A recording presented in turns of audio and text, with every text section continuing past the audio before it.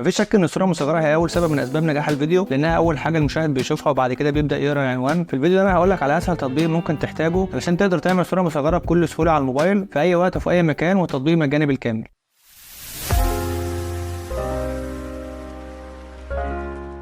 السلام عليكم، ايه الاخبار؟ ان شاء الله تكونوا بخير باذن الله. قبل ما نبدا الفيديو حابب اشكر كل الناس اللي عامله اشتراك في القناه، وكل حد بيعمل لايك، وكل حد بيعمل كومنت، لان الحاجات دي بتشجعني ان انا اكمل، لان القناه مش هتكبر غير بيكم. فحابب اشكركم كلكم. وعشان ما نطولش خلينا ندخل في موضوع الفيديو. الصوره المصغره كل اللي انت بتحتاجه فيها ان انت يا اما تضيف صوره للصوره المصغره يا اما تضيف نص. فالموضوع في الصوره المصغره بسيط جدا. اغلب الناس على اليوتيوب بتاخد سكرين شوت من جوه الفيديو وتكتب عليه عنوان شيق وخلاص، كده الصوره المصغره خلصت. على قد ما تقدر حاول تخلي الصوره المصغره سيمبل وما تكلكعهاش وما تكتبش فيها كلام كتير قوي وما تحطش فيها صور كتير قوي، لانها هتبقى زحمه زياده عن اللزوم والمتفرج مش هيحب يبص عليها اصلا. وحاول لو انت هتاخد سكرين شوت من جوه الفيديو حاول تاخد حاجه ليها علاقه بموضوع الفيديو او حاجه تفهم المشاهد الفيديو ده بيتكلم عن ايه عشان يرضى يخش على الفيديو بتاعك. التطبيق اللي معانا النهارده من سهولته هيحببك في ان انت تعمل الصوره المصغره ومش هتشيل هم الصوره المصغره خالص، بالعكس انت ممكن تخلصها في 5 دقائق لو انت مرتب انت هتعمل ايه او متخيل شكل الصوره المصغره في دماغك. والتطبيق ده مجاني بالكامل، والميزه فيه ان انت مش هتحتاج تبقى فاتح نت على الموبايل. وتقريبا ما حدش اتكلم عن التطبيق ده قبل كده لان ما لقيتش حد بيشرحه على اليوتيوب، بس التطبيق ده انا بستخدمه تقريبا من اول ما بدات على اليوتيوب من حوالي 2 في القناه القديمه وانا بستخدم التطبيق ده. هتفتح جوجل بلاي وتكتب في السيرش المصمم العربي، هتلاقي التطبيق ده، هتنزله. بعد ما تنزله تفتحه. واجهه التطبيق بسيطه جدا، مش هتلاقي فيها غير هو حاجتين بس اللي انت هتحتاجهم منه: المربع اللي مكتوب فيه عمل جديد، والمربع اللي مكتوب فيه مشاريع محفوظه. عمل جديد دي عشان تبدا مشروع او هتشتغل على صوره مصغره جديده، والمشاريع المحفوظه ديت لو انت كنت عامل صوره مصغره مثلا قبل كده ومسيفها جوه التطبيق عشان لو عايز تعدل عليها او ترجع ترفعها من جديد او تغير الصوره المصغره لاي فيديو. لو دوسنا على عمل جديد هيظهر لك حاجتين: الحاجه الاولانيه ان انت تضيف صوره زي ما قلت لك، ممكن تضيف سكرين شوت من جوه الفيديو وكده يبقى اريح. كده انت تقريبا خلصت 90% من الصوره المصغره، مش ناقصك غير ان انت تكتب بس عنوان الفيديو على الصوره المصغره. الحاجه الثانيه مساحه حره، والمساحه الحره ديت ان انت تضيف لون، ولو ضغطنا عليها هيظهر لك ان انت محتاج لون ساده، عايز لون ابيض اسود احمر، اختار لون خلفيه ساده وليكن مثلا اللون الرصاصي ده. بس ما تنساش من فوق تختار ابعاد الفيديو 16:9 عشان دي ابعاد فيديو اليوتيوب. انا في الحاله بتاعتنا دي انا هختار صوره، نرجع للواجهه الاساسيه نختار صوره، هضيف سكرين شوت من جوه الفيديو، هضغط على صوره واختار سكرين شوت الفيديو. انا هضيف السكرين شوت دي كانت بتاعه شرح تطبيق في ان، انا واخدها من جوه الفيديو عادي. وبعد كده هختار الابعاد 16:9 وبعد كده اضغط على علامه صح اللي فوق دي. بس كده انا اخترت الصوره المصغره اللي انا اصلا واخدها سكرين شوت من جوه الفيديو. كل اللي عليك دلوقتي ان انت هتضيف بقى يا اما نص يا اما صوره وهكذا.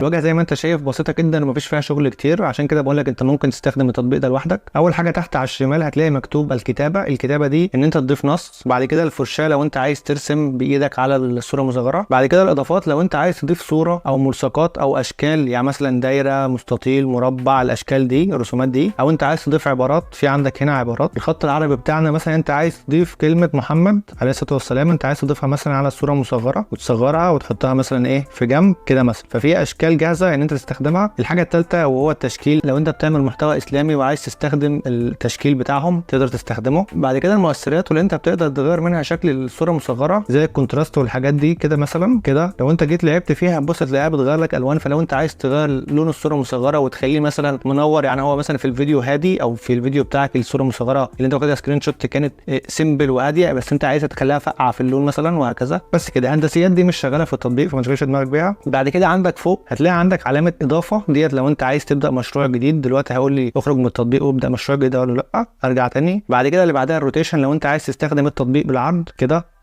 لو انت عايز تستخدم التطبيق بالعرض كده ايا كان استخدامه بالعرض او بالطول. بعد كده عندك زرار الرجوع لو انت غلطت في حاجه وعايز ترجع فيها، وعندك الزرار الثاني لو انت عايز ترجع في كلامك ترجع تاخد الحاجه اللي انت كنت مسحتها قبل كده. بعد كده ديليت لو انت عايز تحذف المشروع كله وتخرج منه وتعمل واحد تاني. وبعد كده صح لو انت عايز تسيف المشروع على كده. طيب نبدا باول حاجه وهي اضافه كتابه. هنضغط على الكتابه هيظهر لي القائمه اللي ظهرت على اليمين دي، هنضغط على اكتب نص وبعد كده تختار النص اللي انت عايز تكتبه. وليكن مثلا انا بتكلم في الفيديو ده عن تطبيق في ان، فانا هكتب مثلا اسهل تطبيق مونتاج للموبايل. انت ممكن تكتب اسهل تطبيق مونتاج للموبايل مره واحده، او ممكن تكتب اسهل تطبيق كده. دلوقتي انا الخط بتاعي لونه اسود، فانت ممكن تغير لون النص وليكن مثلا انا هخليه ابيض. بعد كده هتلاقي عندي تحت كلمه لون النص هتلاقي كلمه تعبئه. اغلب اللي بيعمل صوره مصغره بيستخدمه علشان يظهر الكلمه نفسها. وليكن مثلا انا هختار دلوقتي الكلام ابيض، فانا هختار التعبئه بتاعته وليكن لونها برتقاني كده. انا خليت الكلام ابيض وحواليه برواز برتقاني او مستطيل برتقاني. انا دلوقتي المستطيل ده كبير قوي، فانا باجي على كلمه الحجم، بتلاقي عندك كلمه الحجم تقدر تصغر منها ابعاد المستطيل بحيث يبقى المستطيل حوالين الكلام بالظبط ما يبقاش كبير قوي. وكمان هتلاقي فيه شفاف لو انت عايز تخففه شويه، مثلا مش عايز اللون البرتقاني يبقى ظاهر قوي كده، لا انا عايزه خفيف شويه. تحت كلمه تعبئه هتلاقي الظل ديت لو انت عايز تضيف ظل للكلمه يبقى وراها انعكاس كده في الخلفيه. وليكن مثلا الكلام ده ابيض، انا عايز الظل بتاعي يكون لونه اسود عشان تشوفه كده الكلام بتاعي يبقى لونه ابيض وله انعكاس اسود وراه، فكده يظهر اكتر، يعني كده الكلمه ظاهره اكتر. ممكن اضغط عليها وحركه مثلا اخليها فوق هنا، وممكن تتحكم في حجمها من السهم ده كده وتضغط عليها من النص وهكذا، وممكن تعمل لها روتيشن من السهم اللي هو بيلف ده. طب انت مثلا دلوقتي الكلام بقى بجنب وانت عايز ترجعه موزون تاني للوضع الافقي، هتضغط على كلمه موازنه اللي على الشمال دي، هيقوم مرجعها لك تاني وظابطها لك على الشكل الاساسي بتاع الكتابه. طيب بعد كده اخر حاجه خالص الاحاطه دي، لو انت عايز الكلمه بتاعتك نفسها يبقى حواليها برواز. يعني دلوقتي مثلا الكلمه بتاعتي هو حاط لي لها برواز اصفر، انا مش هينفع معايا البرواز الاصفر ده، هات مثلا ايه برواز، هات برواز اخضر عشان يبان في وسط الالوان دي كده. انا عملت برواز اخضر، البرواز ده محاوط الكلمه نفسها انما الظل كان في الخلفيه ورا. هتلاقي عندك دلوقتي مكتوب الحجم ومكتوب شفاف برده. الحجم ده لو صغرته هتلاقيه بيصغر لك البرواز كده، برواز اصفر وفيه الظل الاسود ورا. طب لو كبرته هتلاقي الكلمه متحوطه ببرواز كبير قوي. تمام، نرجعها تاني نظبط شكلها او ما تستخدمهاش خالص لان احنا حاطين ظل ورا فمش عايزين لبخه، خليها كده اشيك، نحطها مثلا فوق هنا. بعد كده تعمل اضافه نص تاني وتكمل بقى الصوره المصغره بتاعتك انت عايز تكتب عليها ايه بالظبط. دلوقتي انا كتبت اسهل تطبيق، ممكن اكتب مونتاج للموبايل، ممكن اكتب مونتاج لوحدها كده. دلوقتي الخط بتاعها اسود، انا ممكن اعمل لها مثلا ايه تعبئه ابيض واصغر لها الشكل بتاعها. تمام، وممكن اعمل في دي بقى احاطه بدل الظل، ممكن اعمل دي احاطه باللون مثلا ايه اللون البرتقاني، مثلا برتقاني خفيف اهو. نكبر الكلمه كده شويه ونقوم حاطينها مثلا هنا، بس ممكن نيجي هنا على كلمه احاطه دي ونصغر حجم الاحاطه شويه عشان الكلمه نفسها تبان. لو انت عايز تغير نوع الخط نفسه بتلاقي مكتوب عندك نوع الخط على اليمين هنا، لو ضغطت عليه بيظهر لك اشكال كتير. مثلا احنا ممكن نغير الشكل نخليه كده مثلا كده الخط نفسه اتغير. طيب بعد كده بقى تقوم انت ضايف الكلمه الاخيره، تكتب مثلا للموبايل وتقوم مكبرها دي شويه مثلا لو انت عايز تظهرها قوي، وتقوم عامل لها اي شكل بقى مختلف. يعني مثلا ممكن ما تحطش لدي تعبئه وممكن تختار احاطه بس، وتقوم واخد لون مثلا وليكن الاصفر لانه بيظهر، بس هات لون اصفر يكون فاقع شويه، هات لون الاصفر ده مثلا وصغر حجم الاحاطه شويه. بس كده انا عملت صوره مصغره بكل سهوله. هنظبط بقى مواقع الكلام ده على حسب انت عايز تظهر ايه في الصوره المصغره وعايز تخفي ايه. انا مثلا عايز اظهر كلمه في ان، فاجيب كلمه مونتاج دي على اليمين كده عشان تظهر لي كلمه في ان، وهات كلمه موبايل دي تحتها كده كلمه في ان نفسها اللي هي اصلا عنوان الفيديو الاساسي موجوده. طب انا بقى عايز اضيف صورته، بتلاقي كتير صور مصغره لشخص حاطط نفسه وعازل نفسه من الخلفيه او ماسك مثلا جهاز او ماسك حاجه، لو مش واخد سكرين شوت لنفسه في الاستوديو وعايز يحط نفسه في اي مكان، ومثلا هو حواليه موبايلات وحواليه اجهزه او بيشاور على حاجه معينه وهكذا. كل اللي انت بتعمله ان انت بتصور نفسك على خلفيه ساده، وبعد كده هتفتح الموقع اللي هسيبه لك في وصف الفيديو، هتفتح اللينك اللي هسيبه لك في وصف الفيديو هيظهر لك بالشكل ده لان الموقع مش موجود للموبايل. فكل اللي انت هتعمله ان انت هتضغط على الثلاث نقط اللي فوق دول وبعد كده تضغط ديسكتوب سايت او اظهار سطح المكتب، هيقوم محولك كانك فاتح من الكمبيوتر. كل اللي انت هتحتاجه من النافذه دي دلوقتي هو في حاجات كتير جدا، ممكن هتعمل صور وممكن تعمل لوجوهات وحاجات كده، ده موقع ادوبي نفسه. هنعمل زوم هتلاقي شكل الكلب ده، ما اعرفش هم حاطين ليه صوره كلب بس احسن ما يحطوا صوره اللي ما يتسموش، على الاقل الكلب وفي. هنضغط عليها ريموف باك جراوند وبعد كده هتلاقي ظهر لك القائمه دي، هتضغط على ان انت ترفع الصوره بقى جديده، وليكن هترفع الصوره اللي انت صورتها. هنرفع مثلا الصوره دي انا واخدها وانا راجع من الجامعه. الميزه في الموقع ده ان هو مجاني وفي نفس الوقت انت بتعمل عزل للخلفيه بصراحه بشكل احترافي. يعني انا ممكن اقول لك اعمل عزل للخلفيه بتطبيق كاب كات او باي موقع تاني او بالجاليري بتاع سامسونج نفسه، لان الجاليري بتاع سامسونج بقى حاليا بياخد الصوره ويخرجها وكده، بس الموقع ده بيعمل لك عزل من كميه التفاصيل. انا بستغربه بصراحه ان هو بيبقى فاهم هو بيعمل ايه، تقريبا هو بيستخدم الذكاء الاصطناعي في الحته دي. بس كده هعمل داونلود للصوره كده نزلت معايا على الموبايل. هفتح بقى التطبيق بتاعنا واجي على كلمه الاضافات، هنضغط على صوره ونختار الصوره اللي احنا كنا عاملين لها عزل من شويه، هتلاقيها اتضافت جوه التطبيق وملهاش خلفيه. بس طبعا انت مش هتبقى مصور الصوره كده، يعني انا بديك مثال. طب دلوقتي الصوره غطت على كلمه للموبايل، انا بقى عايز كلمه للموبايل دي تبقى فوق الشخص. انا مثلا ممكن اخد كلمه للموبايل احطها على اليمين، لا بس انا عايزها هنا في الحته دي. او انا هعمل ايه، بضغط على الثلاث شرط اللي على الشمال فوق دول اللي تحت زائد، هتلاقيه جاب لك لايرز. اللايرز دي اللي هي الطبقات، انت ضفت ايه الاول وضفت ايه بعد كده وضفت ايه بعد كده. هو بيبدا من تحت، اول كلمه احنا ضفناها كانت كلمه اسهل اللي هي اسهل تطبيق، بعد كده كلمه مونتاج، بعد كده للموبايل، بعد كده الصوره. انت دلوقتي عايز كلمه للموبايل تبقى هي اللي فوق الصوره، فدلوقتي هتسحب اخر حاجه انت ضفتها كانت الصوره، تضغط على الكام نقطه اللي حواليها دول، الست نقط اللي على الشمال دول، وتقوم منزلها تحت شويه. تمام، تحت وتحت كلمه للموبايل، كده كلمه للموبايل بقت هي اللي فوق. طب انت عايز الصوره دي تبقى في الخلفيه خالص، يعني تبقى اخر حاجه، فانت اي حاجه هتضيفها بعد كده تبقى فوق الصوره.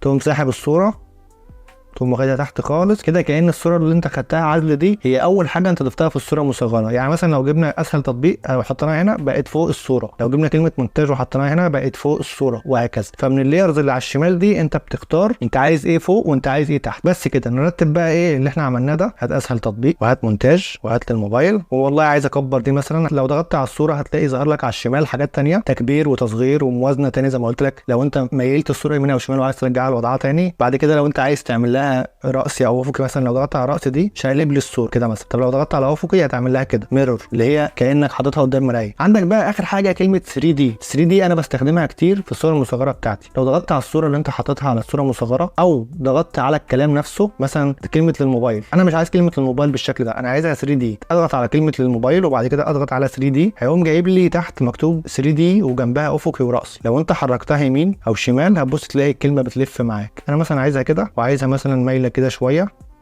كده، وبعد كده اقوم اطلعها فوق شويه، فما بقتش مسطحه، ما بقتش في وشك كده، لا بقت جايه بزاويه شويه.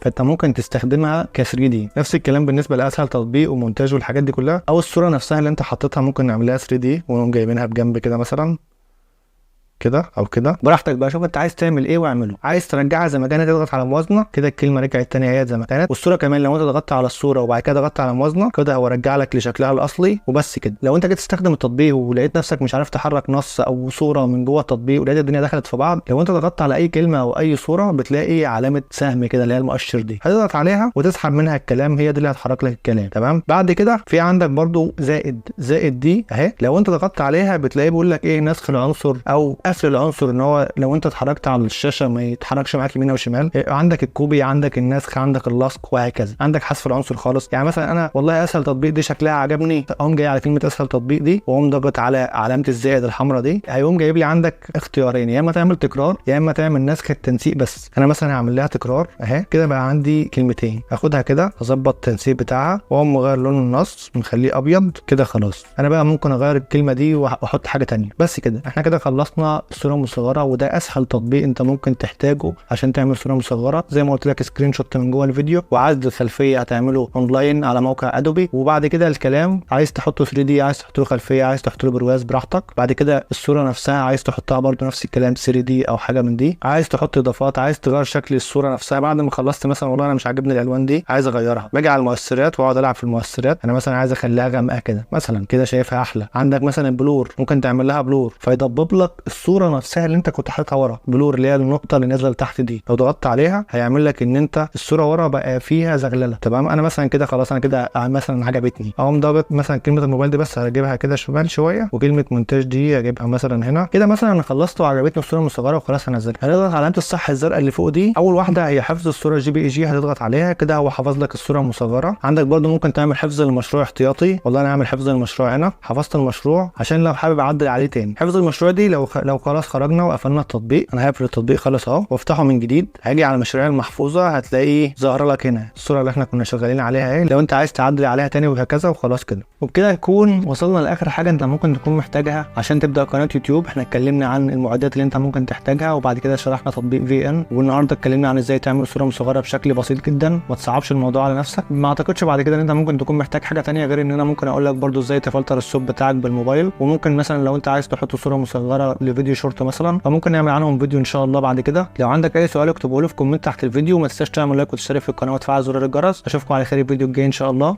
سلام.